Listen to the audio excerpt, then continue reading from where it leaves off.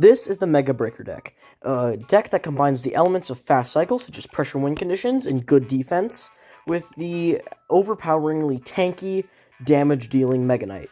Now, the Mega Knight is especially good at fulfilling the jack-of-all-trades role, whether that means using offensive or defensive pressure. In this deck, we mostly use it for defensive pressure, as the wall breakers and other fast cards, and, well, the mini package does a lot of damage. I can't say it's fast, but are used to keep the pressure in this deck.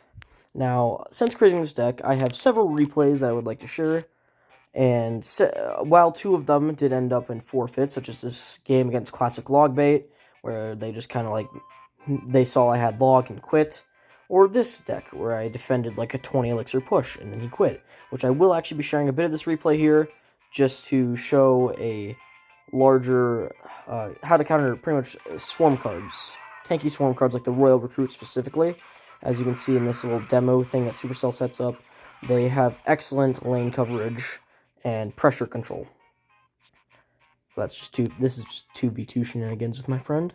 I guess let's start with this replay here against someone who's playing Hog Rider Mega Knight, an also quite high pressure deck with the Witch, Valkyrie, and Dark Prince for backup, as well as his own Cannon, because Cannon is just a pretty solid card, as we can all agree. This is the battle of cycles, and as most pressure decks depend on outcycling opponents.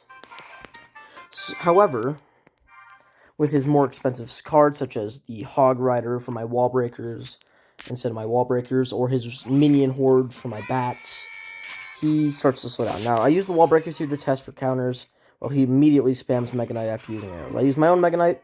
It is a level higher, but I also have Princess Tower. Now, Princess Towers are super important in defending, and I also use bats to add a little bit of extra pressure for the incoming counter push. He plays Valkyrie. While bats wouldn't necessarily work if they were behind the Mega Knight, they're not, so I send in a mini P.E.K.K.A. to just take out the Valk, get some good damage. Plays a Minion Horde. Very expensive card. Honestly, it's kind of meta, but, well, bats and the Baby Dragon and other good splash air cards exist. Like, the Dark Goblin also counters them really well, which is much more meta, a much better option. Now, he doesn't have enough elixir to defend my wall breakers here, which leads us to tower. However, the Witch is a bit of a problem, because my only splash cards in my hand are my Log and my Mega Knight. Now, Hog Rider comes in here, I play a Cannon, thinking it'd pull. It didn't. I should have played it a tile higher, that's my bad. So instead, I drop a Mega Knight on the Witch to defend. This is not for offense, originally. You just want to defend, see what they do against your counter push with the defense. And he plays a Cannon. Now, Cannon, great card. As long as it's not, nothing's locking onto it, it can tank for years. So I use the Goblin Gang to take it out, get a little more free damage on the Princess and King Tower, and now we both save up to full elixir. Now, I could do a pocket push, which I was thinking about doing. Maybe a mini P.E.K.K.A. right in the mid-tile to the right of the King Tower a bit. But he is a spammer, and so I'm just really glad I didn't do that. Now I can save my mini P.E.K.K.A. and my bats.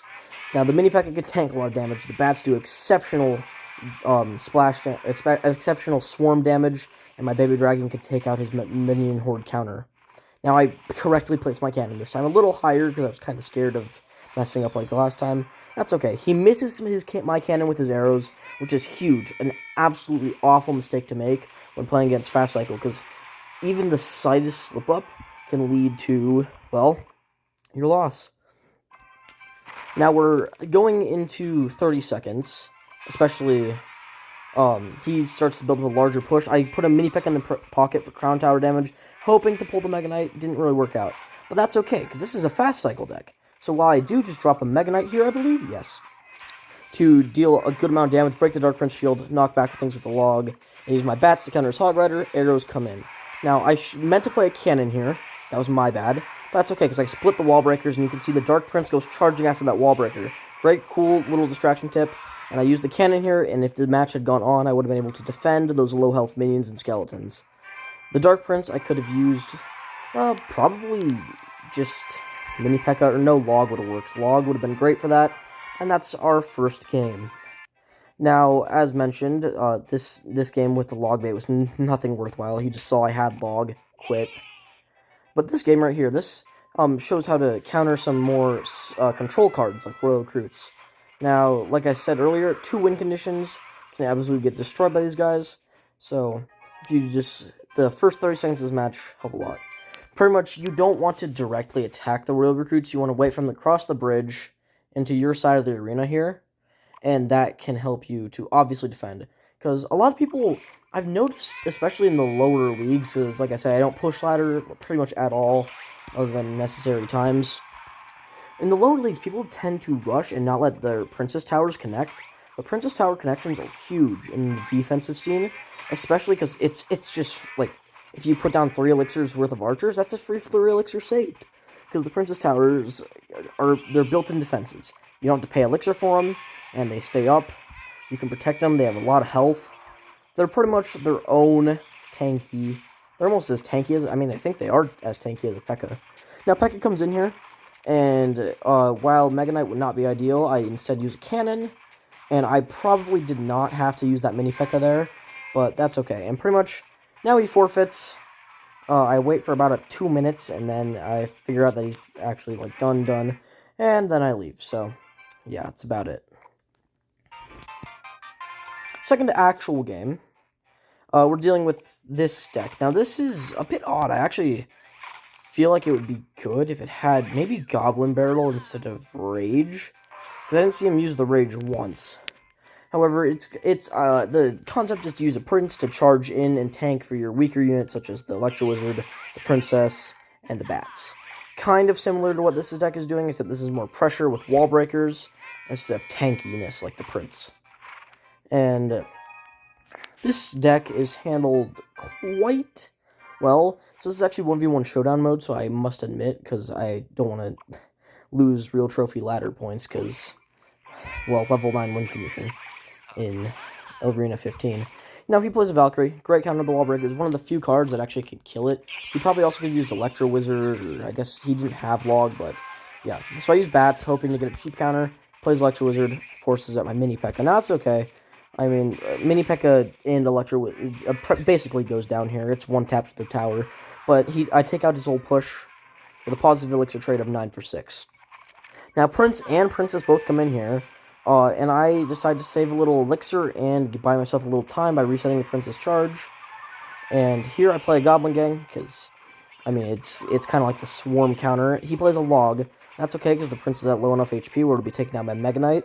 And a fun little interaction with Mega Knight Tombstone, it'll just keep jumping until it jumps onto the tower. So, yeah, Mega Knight semi-invaluability. Now, he plays a Valkyrie here. I probably would have... What he tried to do was do the strategy I showed in the last game with a mini P.E.K.K.A. in the Bats to tank the Mega Knight and then just take it down with quick damage. However, he played his tank second because he didn't have it in rotation, so the Mega Knight was able to lock onto the tower and get about 2,000 damage.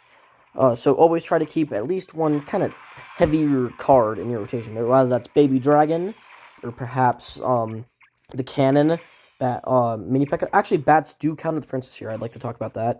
Only from close range, and only if the Princess is already locked on something. So you see, she took out the Cannon and almost took out all my Bats. That was just a miscalculation on me.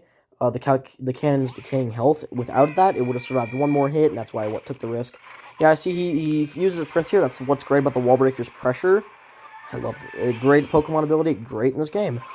And you can see I force out a Prince and some Bats. Not a really big deal for the Mini P.E.K.K.A. and Baby Dragon. And now you can see the Mini P.E.K.K.A. and Baby Dragon just kind of run rampant. While the Mini P.E.K.K.A. does have quite low HP, the Baby Dragon, he is able to take out the Skeletons, which forces him into an Electro Wizard, which is not a good counter here. But what is he going to do? He doesn't have a deck that's equipped for this. Now, he plays double Tombstone here, and I get excellent log value off of that with his Prince coming in. I play a Cannon, and then I lag out trying to play Wall Breakers to stop his charge. You see they come in there. What I was trying to do is tank his charge with the Wall Breakers, since they already have low enough HP, or it would have just stopped the charge. Probably kind of preserved my Cannon, but that's okay. Electro Wizard once again comes in to tank the Baby Dragon. Excellent defense by him, but unfortunately, he does not have the counters necessary to destroy the Mega Knight. Now, Tombstone, since it's rework to get it spawning 2 Skeletons a second, So good for it. It used to be awful building, now it's great. But he used his log. Unfortunately, my bats get a lock on this tower with my Mega Knight tanking for it, and they take tower right at sudden death. I love the smoke. Anyway, that's game 2. Shows kind of... It shows a lot of counters against a more unorthodox deck. However, it does have a lot of the common tanky support cards, such as Princess is always nice. I play Graveyard myself, and that always works great for getting long-range damage. Electro Wizard, Valkyrie, always great choices. Now, next is a kind of... I actually really like this bridge spammy deck here. It's got all the classics. It's got Royal Ghost, Marcher, Electro Wizard, and of course P.E.K.K.A. But instead of just being a bridge spam deck with just... It actually has a win condition, the Royal Hogs, which would be interesting. And, except we have quite good splash damage in the forms of the Baby Dragon, Mega Knight, and Log. So going into this game, I love this banner. It's brand new. You see I have a very interesting hand, so I'm going to go for a Wall Breakers here. Because Wall Breakers, they're 2 elixir. They're not too much of a commitment. However, you can bait out counters. Now, he plays Royal Pigs. I actually get explosion damage from the Wall Breaker. And my brain just kind of blanks here. I don't know why I didn't play another card. Maybe it was lag, and maybe it was brain lag. Who knows? I just thought, man, those are pigs. They won't deal much damage. Not realizing how much health they actually had. So, now he's kind of in bridge spam rotation. He's able to play in pressure cards like the Royal Ghost. I have to respond with the Mini P.E.K.K.A. However, Mini P.E.K.K.A. works quite well, because with the Crown Tower damage, he's actually able to take out the Royal Ghost in 2 hits and push onward about 2/3 of its health, forcing him to play in a classic combo, which we actually saw in the last game. A tank into Electro Wizard, because Electro Wizard just has so much good effects. It has the stun, it has the retarget, it has all the good stuff. And he plays Marcher here to get geometry. However, Mega Knight, don't fight it at close range. It probably would have been better if he played Marcher in the pocket here. And so now I'm able to go in for double pressure with Wall Breakers on one side, underleveled, so most people don't care, and Baby Dragon on the side. Now his awful Magic Archer placement actually cost him here, because he was not able to save enough elixir to get the P.E.K.K.A. before my Mega Knight took his tower. Now I go into bats here for some easy, quick P.E.K.K.A. killing, and I use Log to knock back so it doesn't get a hit on my cannon, which would have been detrimental for the Royal Ghost defense. And you can see when the Royal Ghost goes visible, both the cannon and the tower shoot it, take it out. Baby Dragon gets some damage. It was really just there for support. And now we wait. The great thing about going into double elixir here is the fast cycle really becomes prominent once you hit double elixir. Now pigs come in here, and I'm ready for them this time. No brain lag. Go right into a Mega Knight. I play Wall Breakers in the pocket, completely forgetting their underleveledness, which is why you should always keep your cards above level. Even if you don't want to bypass Royale, you should still grind crowns, or at least try to get to the free part complete, because it just gives you so much value, even on the free pass. And I know I sound like the people who actually have subscribers and money saying, "Oh, go bypass Royale," but it's genuinely great value, and I actually really enjoy a lot of the benefits from it. I actually haven't bought the Season Pass since I think Mighty Miner came out, but that's fine. I mean, you don't need to buy it every season. It's called the Season Pass, because whatever. Anyway, not much exciting happening right now. Just cannon, Mega Knight, classic defense, bait the win condition, splash everything once it gets within certain range. Now, P.E.K.K.A. defense, I would usually go for either Goblin Gang or Bats. I go for Bats here, however, no, I don't go for Bats here because he played Electro Wizard. And I use Log to kind of just get some chip knockback. Mini P.E.K.K.A., which would tank everything, except the game is ending, so Wall Breakers to kind of provide a distraction. Mini P.E.K.K.A. and Bats would have taken all this out. Actually, the Valkyrie may have required another counter, but yeah. Thanks for watching this video, everyone. If everyone actually watches this video. So, this is the Mega Breakers deck. Feel free to copy it. I mean, I don't really care. This was a suggestion to me by the user who's my friend speedandpower.